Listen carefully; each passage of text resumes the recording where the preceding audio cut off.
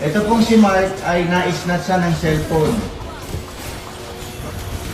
Pagka-snatch po ng cellphone niya na Oppo na nagkakahalagang 10,000 pesos, siya po ay nakipampuno sa snatcher na may daladalang motor. Nung naagaw po ang cellphone niya, tumakbo po yung snatcher, abang naagaw naman niya yung susi at tinakbo naman niya yung motor ng snatcher. Yan po ang problema ngayon na tinatahak namin ngayon. Kung paano po ito. Napakapambihirang kaso po nito dahil ito po ay nangyayari lamang sa TikTok. Nanonood ka ba ng TikTok? Nanonood daw siya ng TikTok.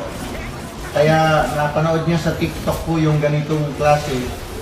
Kung paano kumounter sa snatcher.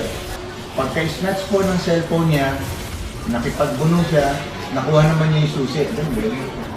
Nung nakuha niya yung susi, tumakbo yung snatcher, dala yung cellphone niya.